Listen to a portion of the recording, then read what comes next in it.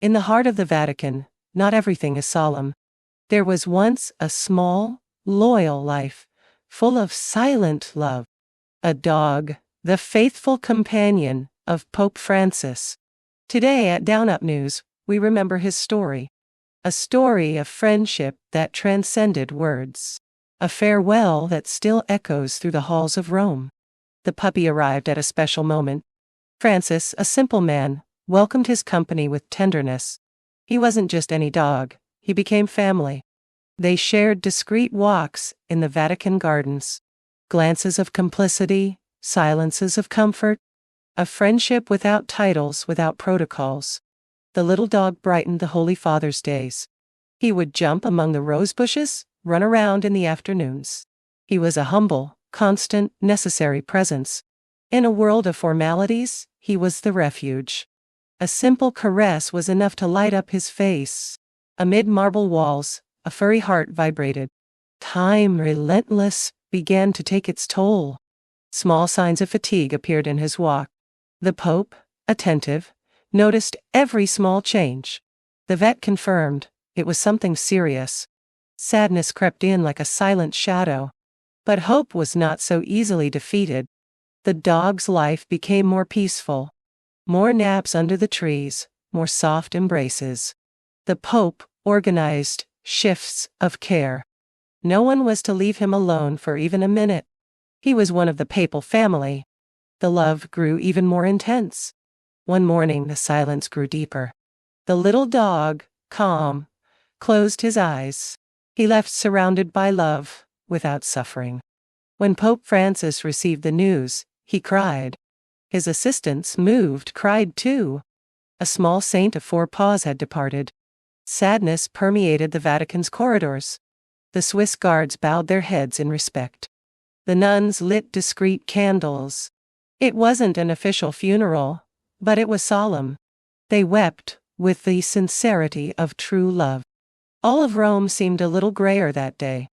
Francis made it a difficult but beautiful decision. His companion would not be forgotten or left behind. He requested that his body be taken to Rome. He wanted him nearby, in a dignified rest. He ordered a silent, loving tribute. Love knows no ranks. The small body was prepared with tenderness. Wrapped in a simple white blanket. A tiny wooden cross placed beside him. Flowers from the Vatican gardens adorned his rest. Everything was arranged in silence, with infinite respect. Every gesture was pure love. At dawn, the discreet vehicle departed. The engines seemed to whisper rather than roar. They crossed ancient streets, full of history. The eternal city seemed to hold its breath. It was the last journey of a loyal friend. Rome, silent, opened its arms. Word spread from mouth to mouth. The Pope's dog is on his way to Rome. Neighbors, pilgrims, curious souls, all whispered respectfully.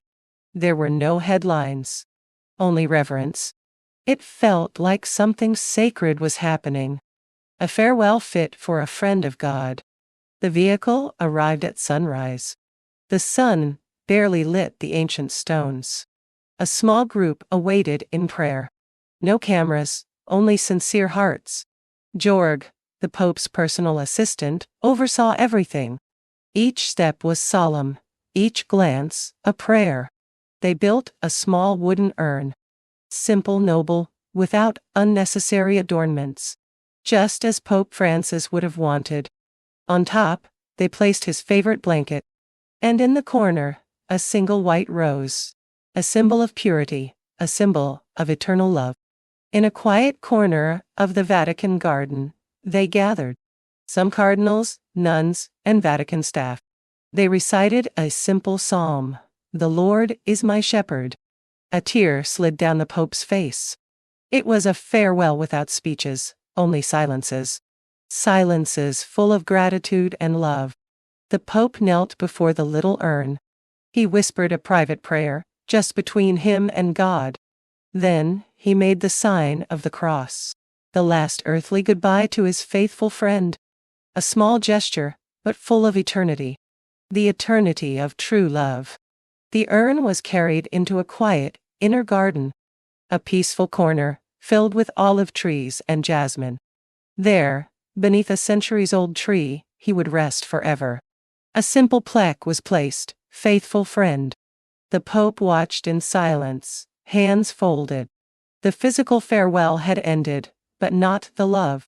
In the days that followed, the silence grew heavier. The playful energy of the little companion was gone. Even the birds seemed to sing more softly. Every corner of the Vatican held his memory. On his walks, the Pope would glance at the empty paths. The absence had become an invisible presence. Francis spoke privately about his grief. "You don't need greatness to leave a mark," he said. "Only simple, sincere, daily love." He saw in his dog a living lesson. Loyalty that asked for nothing but being. Humility that taught even the greatest among men. For the Pope, it wasn't just a death. It was a reminder of how fragile life is. Even within Vatican walls, pain is real. All, from the humblest to the pontiff, are capable of love. And sadness, too, is a form of gratitude. To love is also to know how to let go. Love needs no crowns, no robes, no thrones. Every living being, small or great, has dignity. Every bond weighs eternally in the soul. The dog taught patience, taught listening to silence. He taught joy in the simple things, waiting without demands. Small lessons that Francis would never forget. There were no grand masses, no public ceremonies. Only anonymous acts of tenderness, flowers, letters, prayers. Small, spontaneous tributes from staff and visitors. Each gesture spoke louder than any official speech. True love is honored best in silence. That's how he lived, and that's how he was mourned. Every year, on the anniversary of his passing, the Pope orders a rose to be planted in his memory. He does not announce it. There are no cameras. Only the closest circle knows the gesture. A quiet act of remembrance, no words needed. Because true love never needs publicity. One day, during a homily, the Pope whispered, "Care for life, love every creature, for God also dwells in tenderness toward animals." He never mentioned names, but all knew who he meant. Some among the faithful wept in the pews. True love, even unnamed, is always recognized.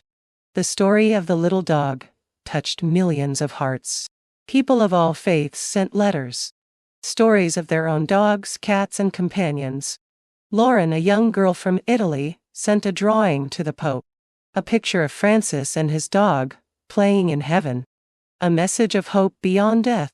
Today, in the hearts of those who knew him, his image remains, running through the Vatican's rose gardens, walking silently beside the Pope, jumping, sniffing flowers, resting at his feet. A piece of eternity in a tiny body. A simple story, yet infinitely grand. His loss taught many at the Vatican to look with deeper tenderness upon smaller lives, to understand that even the briefest life is sacred, that accompanying another in grief is a divine act. Compassion extends far beyond just human beings. Love, in all its forms, redeems. Years later, letters still arrive from children. Children asking about the Pope's little dog. Some include drawings, pressed flowers, simple prayers.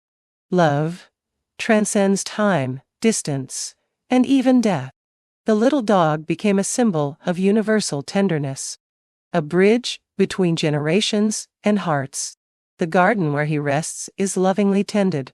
New small plaques have been placed. Here, joy rests. It's a place of prayer, but also of smiles. Visitors who come do not cry, they smile in gratitude. There, life does not end.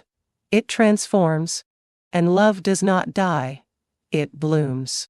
In the words of Francis, to love without conditions, that is true faith.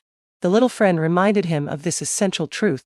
Now, each solitary walk becomes a prayer of gratitude for the shared gift, the gift of a soul who knew how to love silently. Today, we remember a small being filled with love, a friend who walked beside a great man, who showed that greatness needs no applause. that true life is measured in sincere affection. Love has no end, it only changes form. Farewell, little guardian of Rome.